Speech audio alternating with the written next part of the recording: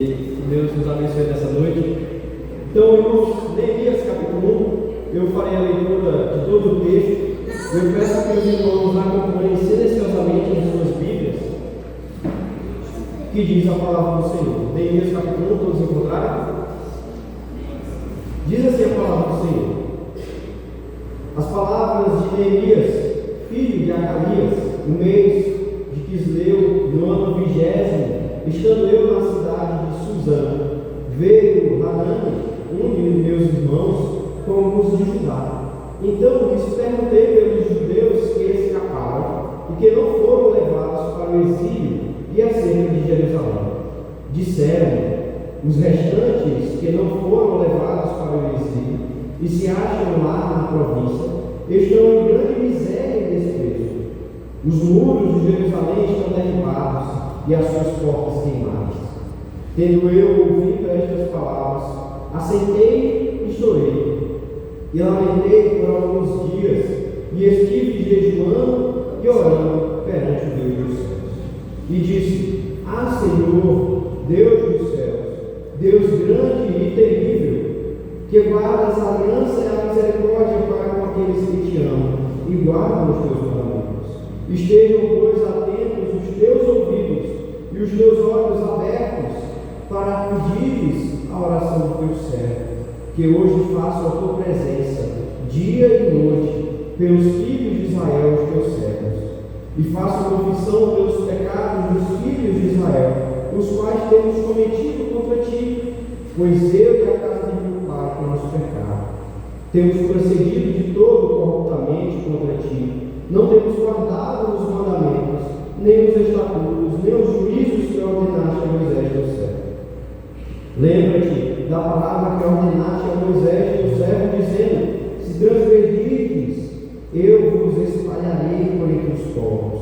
Mas se vos converterdes a mim e guardardes os meus mandamentos e os cumprirdes, então, ainda que os vossos rejeitados estejam pelas extremidades do céu, de lá os ajuntarei e os trarei para o lugar que tenho escolhido, para ali fazer habitar o meu nome.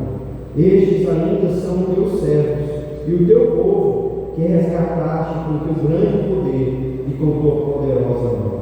Ah, Senhor, estejam, pois, atentos os teus ouvidos à oração do teu servo e a dos teus servos que se agradam de temer o teu nome. Concede que seja bem sucedido hoje o teu servo e dá-lhe mercê perante este homem. Nesse tempo eu era cobreiro do rei. Amém. Vamos curvar nossas cabeças mais uma vez e orar ao Senhor. Senhor, pedimos a iluminação do teu Santo Espírito nesse momento, para que o Senhor venha falar conosco, Pai. Abra os nossos corações, abra o nosso entendimento, para que tudo que o Senhor tiver para falar aos nossos corações seja recebido por nós. Que nós saímos daqui edificados pela tua palavra, que nós não saímos daqui da mesma maneira que entramos, mas que nós saímos daqui edificados, glorificando o teu santo nome, pelo que o Senhor tem, pelo que o Senhor fala às nossas vidas. Por isso nós choramos, pedindo iluminação nesse momento, em nome de Cristo Jesus, nosso Senhor. Amém. Irmãos, você já parou diante de algo que amava e viu que essa coisa simplesmente foi destruída ou estava em ruínas? Você já pensou, por exemplo, naquela amizade que você tanto tinha com uma pessoa, que do nada entrou em crise e as coisas foram de mal a pior e tudo acabou? Ou nós podemos pensar em relacionamentos familiares, relacionamentos entre casados que estavam tudo bem e da noite para o dia aconteceu de entrar em crise, problemas existenciais, problemas que às vezes nós temos com a gente mesmo, que a gente fica dizendo: meu Deus, por que apareceu isso na minha vida? E diante dessas ruínas, desses problemas, o que mais nós tentamos fazer é fugir. Essa é a nossa atitude: fugir dos problemas, fazer com que eles estejam debaixo do tapete, e por vezes nós usamos a desculpa: não, o problema vai se resolver. quando na verdade nós temos que começar a resolver o problema. E a grande pergunta que nós fazemos é: como chegamos até aqui? O que aconteceu para que a crise viesse e eu estivesse agora nessa situação? Mas Neemias, irmãos, no capítulo 1, nos mostra que em momentos de crise nós precisamos buscar o Senhor, lembrando do seu caráter e confiando em suas promessas. É isso que nós aprendemos com o texto dessa noite, e é essa também a ideia central deste texto, que eu vou repetir mais uma vez para os irmãos, e nós veremos essa ideia em 3 pontos. A ideia central desse texto é: em momentos de crise, busque ao Senhor, lembrando do seu caráter e confiando em suas promessas. Gostaria de olhar então o primeiro ponto desse sermão, dos versículos de 1 a 4, e nós veremos que em momentos de crise precisamos buscar a presença de Deus. Dos versículos 5 a 7 nós veremos o segundo ponto desse sermão, que em momentos de crise precisamos lembrar do caráter de Deus. E o terceiro ponto, irmãos, dos versos de número 8 a 11, nós veremos que em momentos de crise precisamos confiar nas promessas de Deus. E por isso eu peço aos irmãos que voltem os seus olhos para que diz a palavra de Deus nos versículos de 1 a 4. Veja só, irmãos, no versículo 1, Neemias se encontra, algumas informações são colocadas aqui para nós, Neemias, filho de Acalias, e se coloca a posição geográfica em que Neemias se encontrava. Neemias se encontrava, irmãos, em Suzã. Suzã, para nós que estamos aqui, para nós conhecermos um pouco de história, Suzã era a capital do Império Persa. O Império Persa que estava dominando sobre a terra. Naquele tempo, nós podemos ver que provavelmente no mês de Quisleu, provavelmente entre outubro ou novembro. Então, Neemias estava vivendo na capital do maior império da terra, na capital do império mais poderoso do mundo. E tem uma informação contextual, além dessa, que é muito importante para nós. Se vocês voltarem os olhos para o versículo 11, uma coisa que parece estar totalmente destacada no texto, no versículo 11, é quando Neemias diz assim: nesse tempo eu era copeiro do rei. Essa informação parece estar destacada, deslocada, sem nenhum nexo, sem nenhum contexto para que ela esteja aqui. Só que tem um propósito para essa informação estar aqui. Veja só, Neemias está num local do maior poder da terra, em que os maiores soldados estão lá, em que o maior rei de todo o império persa está lá. E por isso essa informação é importante, porque o copeiro do rei era uma pessoa extremamente importante para o rei. O copeiro do rei era aquele que servia para proteger o seu rei, servia para proteger o rei de envenenamentos. Ela era aquela pessoa que o rei mais confiava. Então, se Neemias quisesse pedir qualquer coisa para esse rei, com certeza esse rei faria para ele, porque logo esse Neemias era um homem de confiança do rei. Não é à toa que ele era copeiro do rei, aquele que colocava a mão no prato do rei, aquele que estava junto do rei em todos os tempos. Então nós temos alguns privilégios de Neemias em estar nesse cargo. Só que vejam o versículo 2. Veio uma notícia triste para Neemias. Vem Hanani e os irmãos de Judá, e Neemias faz uma pergunta para eles: o que estava acontecendo na terra querida dele? O que estava acontecendo com os seus parentes? Como eles estavam? Quais são as notícias do meu povo de Jerusalém? Só que, irmãos, veja só, mesmo que Neemias estivesse vivendo das melhores coisas da vida, como copeiro do rei, ele poderia estar desfrutando de riquezas, ele poderia estar desfrutando de privilégios no Império Persa. Mas ainda que ele estivesse desfrutando dos privilégios do Império Persa, ele ainda lembrava do seu povo, ele ainda lembrava da sua aliança. E é por isso que ele faz essa pergunta para aqueles irmãos dele, os judeus, que estavam chegando a Suzã. Suzã, que era a capital do Império Persa. Então veja só, ele faz essa pergunta para aquelas pessoas.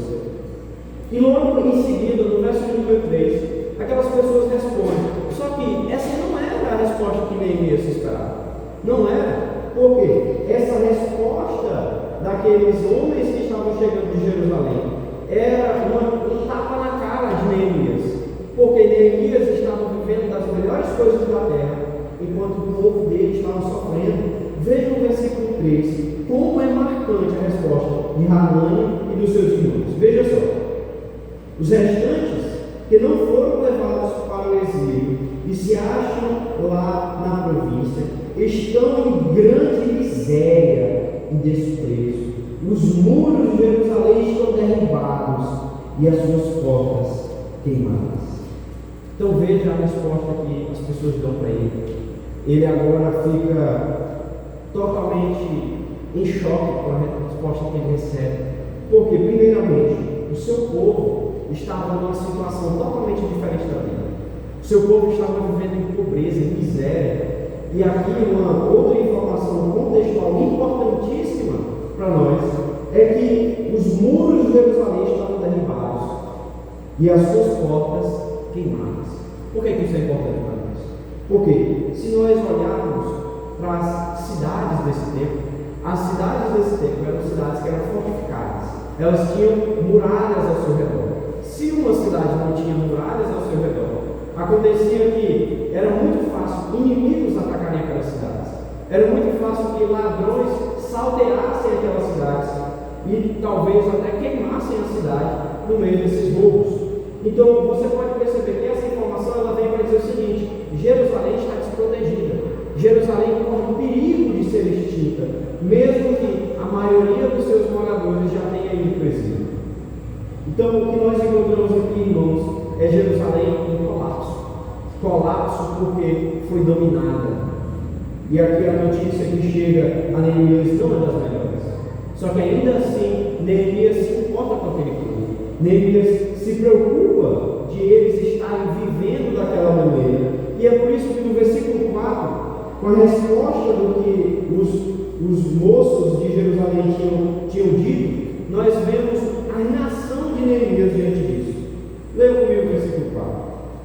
Tendo eu ouvido estas palavras, assentei e chorei, e lamentei por alguns dias, e estive jejuando e orando perante os deuses dos céus.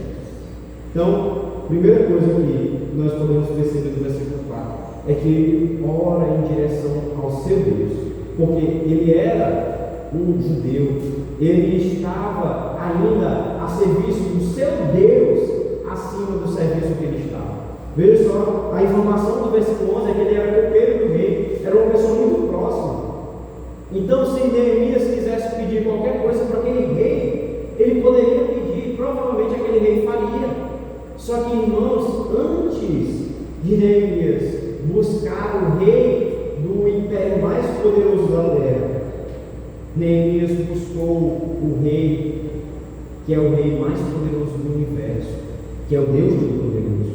E é por isso que a oração dele é tão impactante, porque mesmo ele estando em uma posição privilegiada, ele não escolhe apelar primeiramente para aquilo que ele pode fazer humanamente, mas ele escolhe apelar para o Senhor. O Senhor é para quem ele quer apelar. E nós podemos ver isso, irmãos, já com uma aplicação para nós, que nos momentos de aflição, o que nós temos buscado? Nós temos buscado ao Senhor nos momentos de aflição, ou nós fazemos diferente de Neemias? Por vezes a gente faz diferente de Neemias, né? A gente vê uma situação difícil, vê uma situação de crise, e o que a gente faz? A gente procura meios humanos para resolver aquele problema. Aí depois de esgotar todos os meios humanos possíveis, a gente diz assim: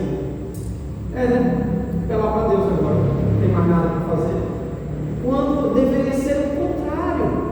O que nós deveríamos fazer era buscar primeiro ao Senhor e depois esgotar as possibilidades humanas que o Senhor nos dá. Então nós invertemos essa ordem. Então, quando nós passarmos por crises, nós não temos que esgotar as nossas opções humanas primeiro, mas nós temos que fazer igual Neemias. Temos que buscar ao Rei dos céus primeiramente, assim como o próprio Jesus Cristo fez quando estava lá no Getsemane. Jesus Cristo no Getsemane, ele não olhou para as coisas que tinha lá: olha, bora ver se a gente consegue outra pessoa Mas não, o Senhor Jesus Cristo ora para o seu Pai, dizendo: Pai, se possível, passa de mim esse cálice. Contudo, não seja o que eu quero, mas como tu queres. Então, quando Neemias faz isso, quando Jesus também faz isso, eles estão mostrando que a possibilidade que tem que ser esgotada não é a possibilidade humana, mas a possibilidade divina. Porque qual é o problema, irmãos? Qual é a crise que o Senhor Jesus Cristo não consegue resolver?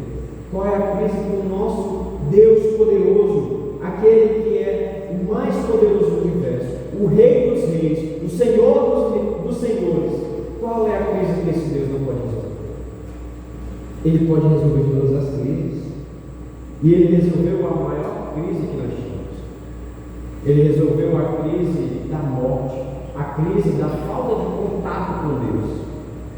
Você precisava de contato com esse Deus. E quem providenciou isso a você? Cristo Jesus. Cristo Jesus providenciou esse contato. Você pode pensar: cadê Deus aqui na minha lista telefônica? Não tem na sua lista telefônica, mas Deus está a uma voz.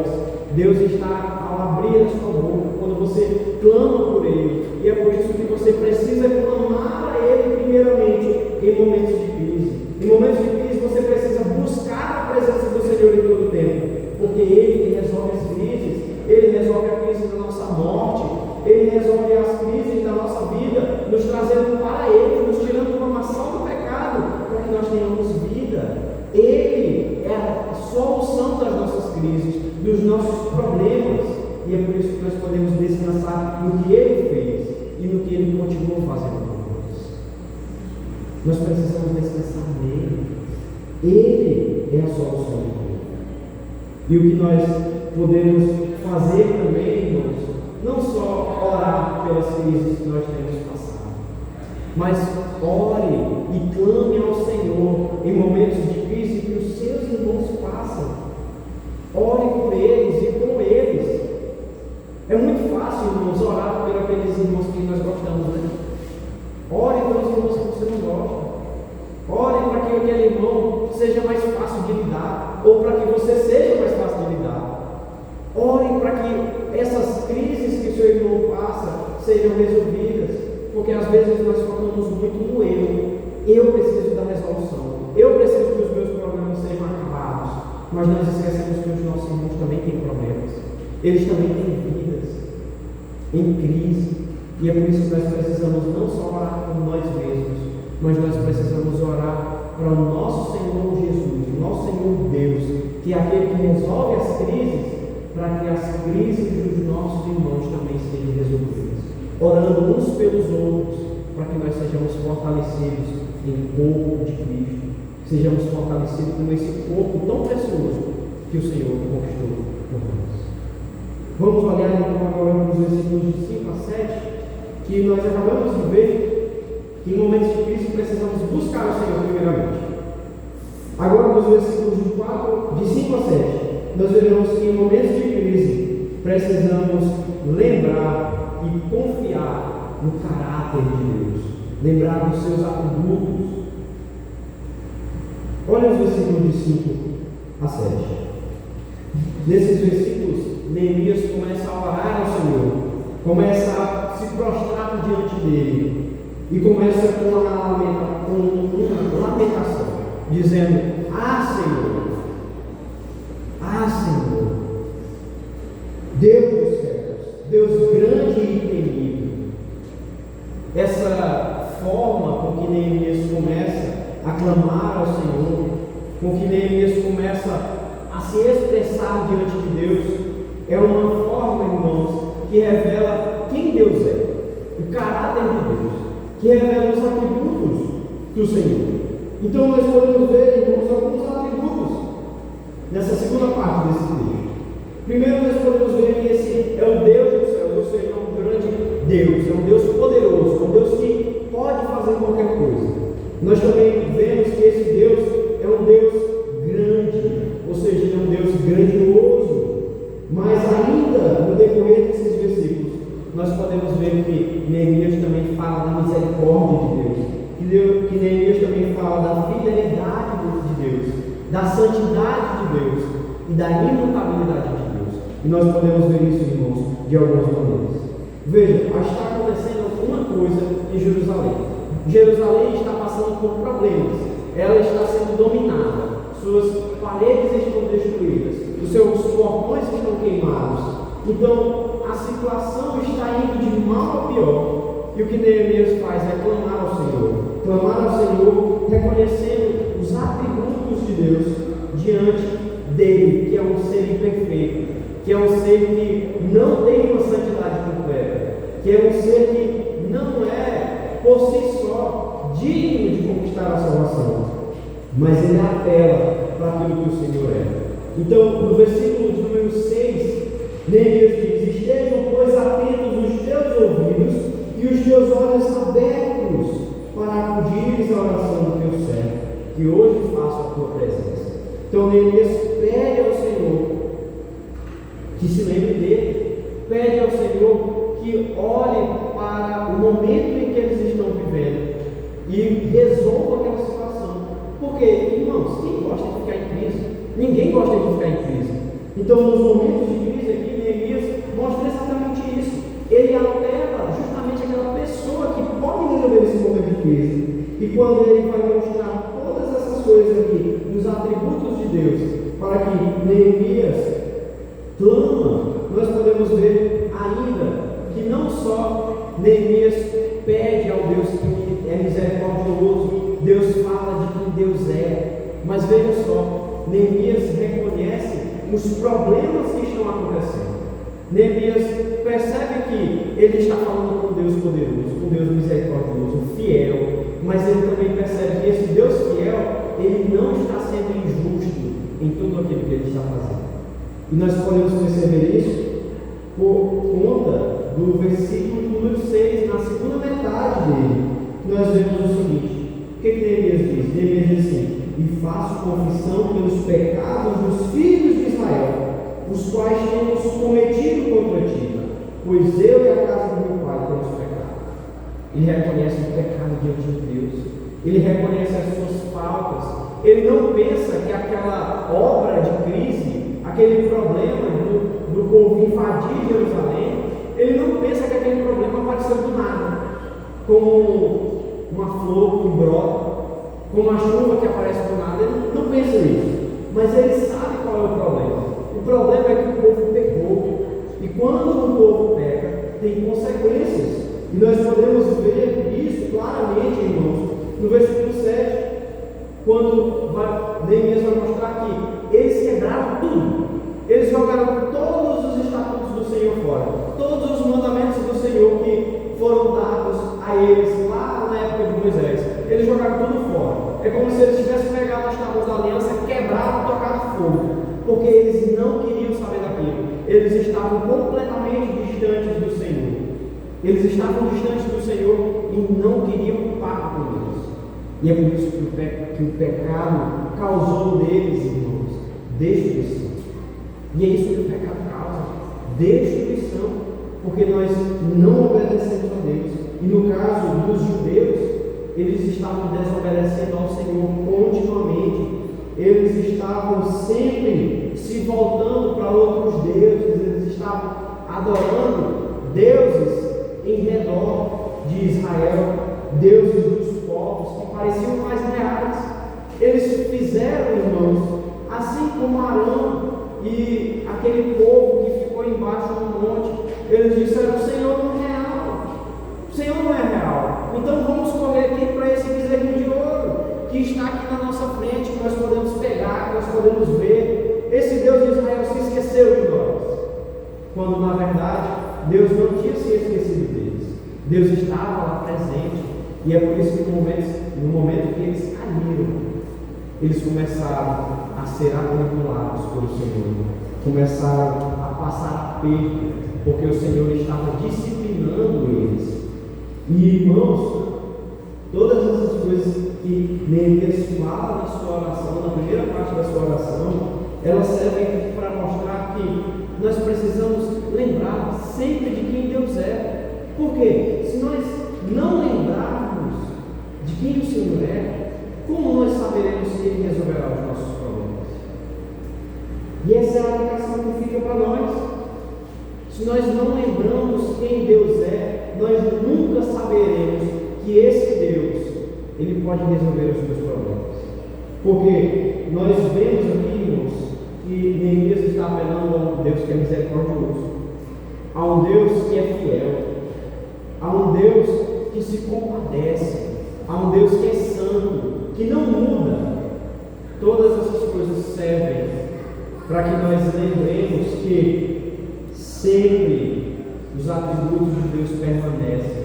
Deus não muda, Deus nunca mudará. E isso é o suficiente para que nós saibamos. Se Deus nunca mudará, eu sei que no momento de crise eu posso clamar a Ele, que Ele me ouvirá. Porque no momento de crise, Neemias clamou ao Senhor.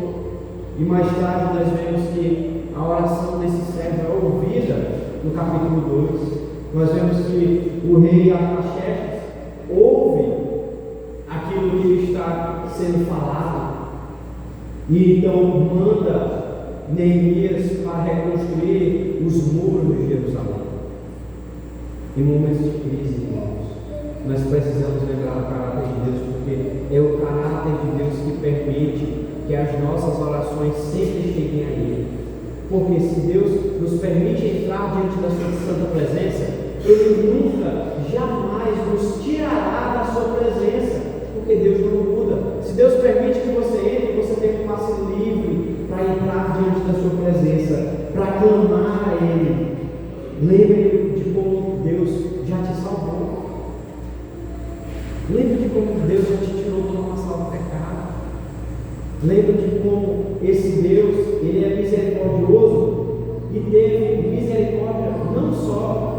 Você pode até dizer assim: não, mas Deus tem misericórdia do pastor, tem misericórdia daquele irmão que está ali cantando, tocando, porque salvou eles.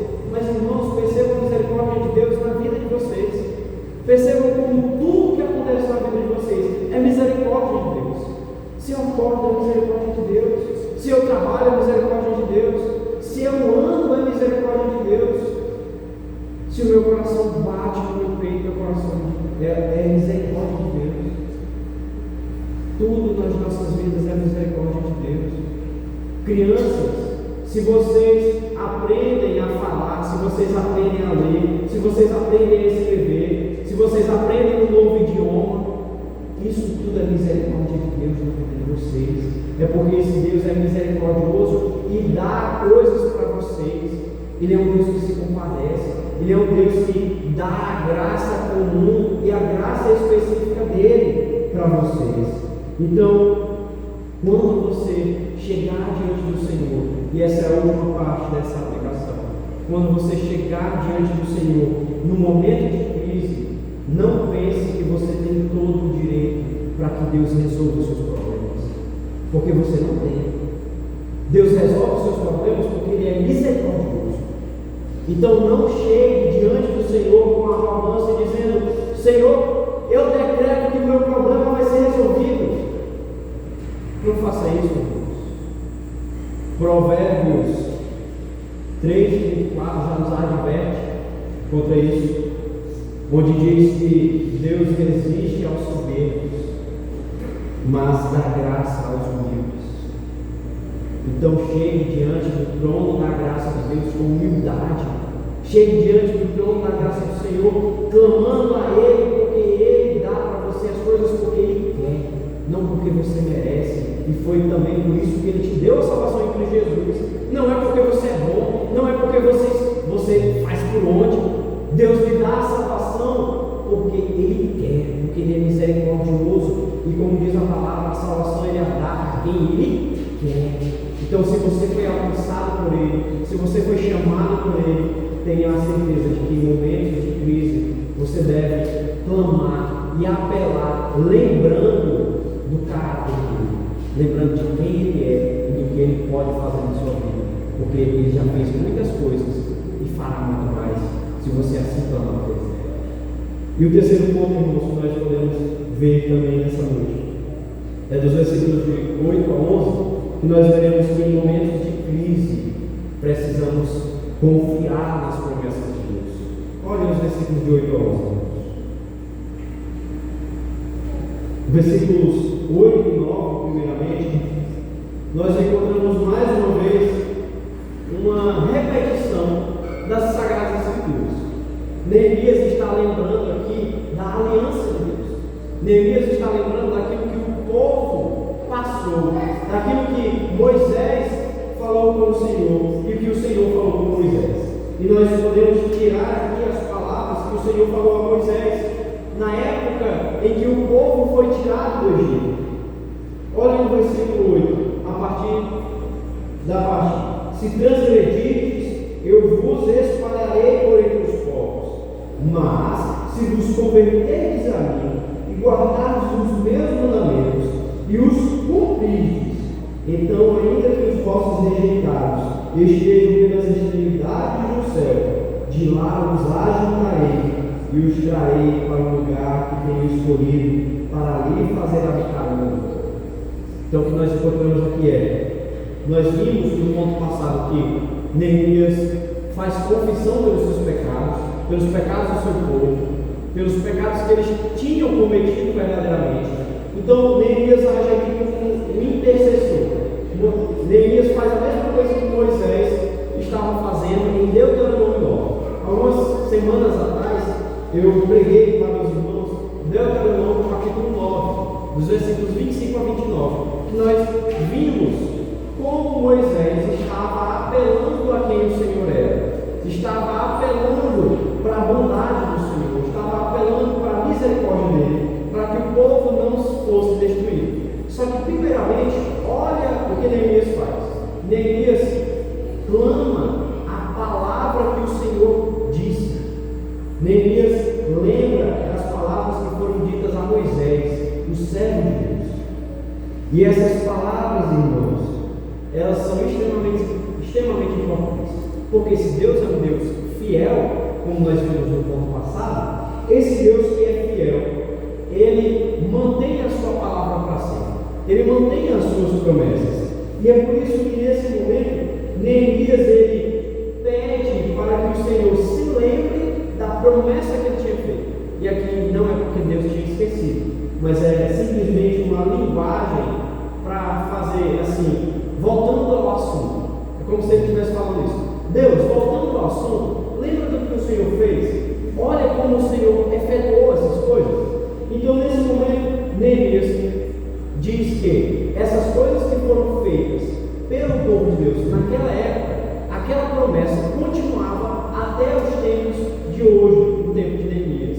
E essas promessas, elas não caducavam, como dizem por aí, ou seja, elas não têm data de validade, elas continuam para sempre, elas continuam eternamente.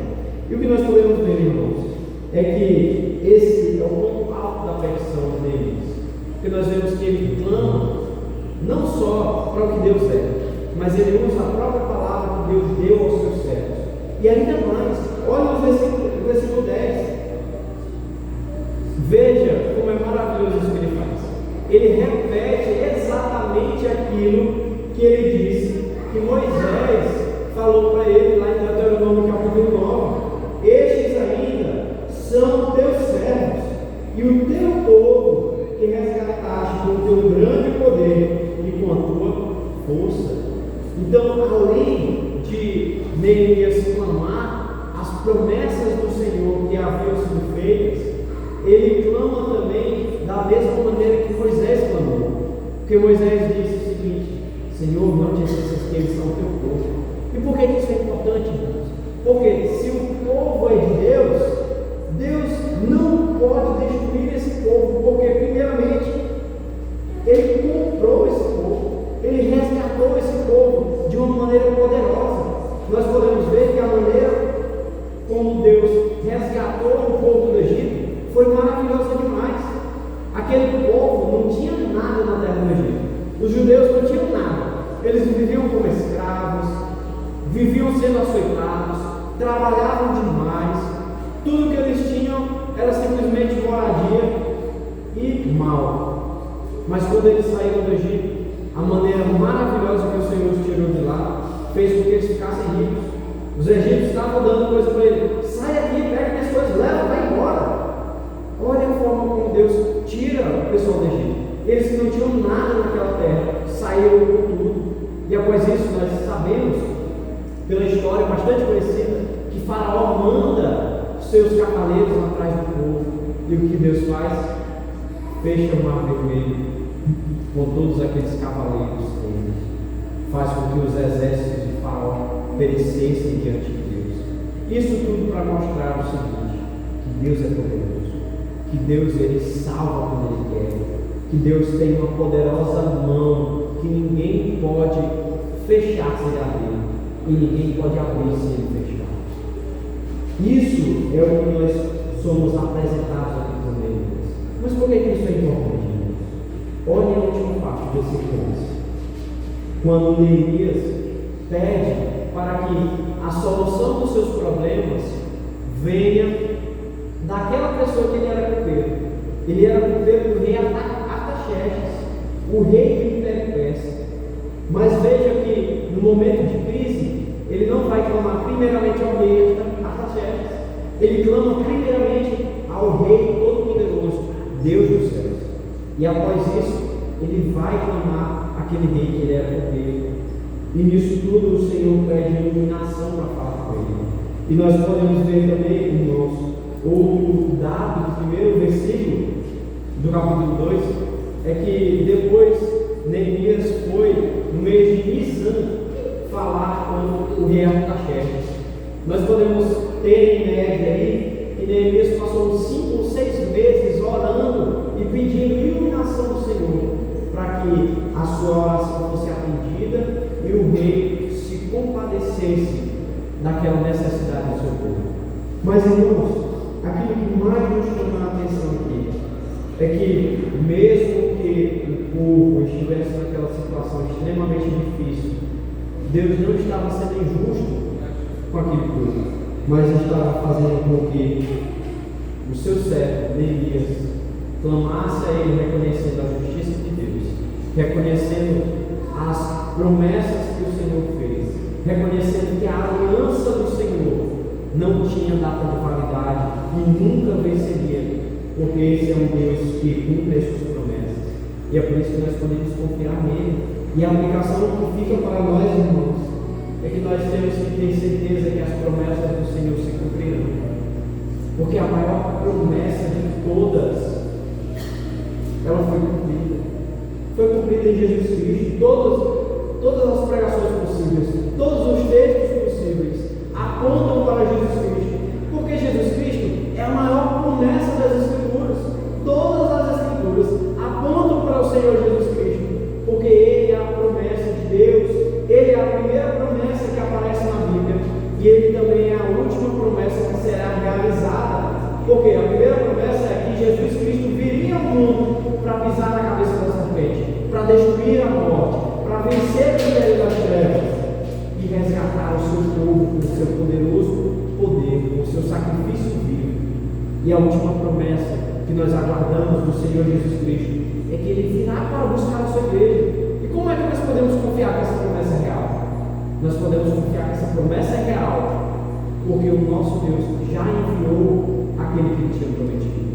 E se esse mesmo Deus que prometeu que cumpriu aquilo que Ele prometeu, nós temos a certeza que Ele cumprirá novamente as suas promessas, porque esse Deus é um Deus imutável. Se apeguem, irmãos, à imutabilidade de Deus, porque se Deus promete uma coisa, Ele cumpre. Ele não é como os seus amigos, que você diz o seguinte: tu falou isso, eu nunca falei isso na minha vida. Ele não é aqueles seus amigos que dizem coisas e depois negam totalmente. Mas Deus é aquele que cumpre as suas promessas. Se Deus falou, está falado. É aquele grande ditado: palavra de homem não faz corpo. E Deus é perfeito. Deus é poderoso. As palavras do Senhor, nós podemos aplicar a esse ditado popular, não fazem corpo. Uma vez que elas são lançadas, elas são cumpridas. E é por isso que nós podemos descansar que as promessas do Senhor serão realizadas. Creiamos, irmãos, na grande promessa que Deus nos dá, de que todos aqueles que crerem no seu santo nome serão salvos. Mas também creamos, e eu aplico isso a você, que talvez ainda não aceitou Jesus Cristo como seu Salvador. A triste promessa também de que se você não aceitar o Senhor Jesus Cristo, Deus promete para você uma coisa não muito boa: o lago de fogo, de enxofre, que fará você correr os dentes de Deus, que fará você testemunhar a ira de Deus sem nem um pingo de amor. Então, enquanto você pode achar o Senhor Jesus, se achegue a Ele, confie nele, creia nele como seu Salvador, porque só Ele pode lhe livrar dessa terrível promessa de caminhar para o inferno e lhe dar a salvação que Ele prometeu. E para terminar, irmãos, concluir esse sermão, eu gostaria que meus irmãos lembrassem que as ruínas da nossa vida, as crises da nossa vida, elas são resolvidas quando nós buscamos ao Senhor, lembrando do seu caráter e confiando nas suas promessas, porque este Deus é perfeito e é maravilhoso demais para nós. Nós possamos lá chegar em este Deus Todo-Poderoso, que nos salvou, que nos comprou pelo seu nome. Que Deus nos abençoe. Amém. Vamos curvar as nossas cabeças mais uma vez, vamos orar ao Senhor. Senhor Deus, do teu relógio, do teu amor, nós nos achegamos a Ti, Pai, da mesma forma que Neemias se achegou. Nós vemos que estamos em crise, nós vemos que estamos com problemas, e às vezes a nossa ação é completamente diferente da ação de Neemias, é completamente diferente da ação de Jesus Cristo. Mas nós te imploramos, Senhor, que a nossa ação enquanto cristãos, enquanto pessoas que creem, que têm fé no nosso Deus, nós te pedimos que a nossa ação seja crer somente no Senhor. Não deixemos, ó Pai, para procurar o Senhor só quando as coisas forem de mal a pior, só quando esgotarmos as possibilidades humanas, mas que nós possamos, Pai, primeiramente confiar em Ti para resolver os nossos problemas, porque certamente o Senhor resolveu o nosso maior problema na cruz do Calvário. O Senhor resolveu o nosso maior problema quando entregou o Seu Filho para morrer por nós, para nos salvar, para nos redimir dos nossos pecados, para que nós agora não estivéssemos sujos pelo pecado, manchados por ele, mas que estivéssemos limpos, puros, santos diante de Ti, Pai. E é por isso que nós imploramos ao Senhor que o nosso coração esteja voltado totalmente a Ti, que o nosso ser esteja voltado à Tua face gloriosa, e que nós não venhamos procurar a solução dos nossos problemas, ó Pai, em políticos, em pessoas ao nosso redor, mas que a solução dos nossos problemas nós venhamos procurar no Senhor Deus, que é aquele que resolve os nossos problemas, que é aquele que promete que a Sua palavra não faz curva, e é aquele que promete e realiza todas as coisas. Que nós possamos descansar nisso e confiar no Teu santo poder sobre todas as coisas, Pai. Em nome de Cristo Jesus, nosso Senhor, que nós oramos. Amém. Irmãos, vamos ficar de pé.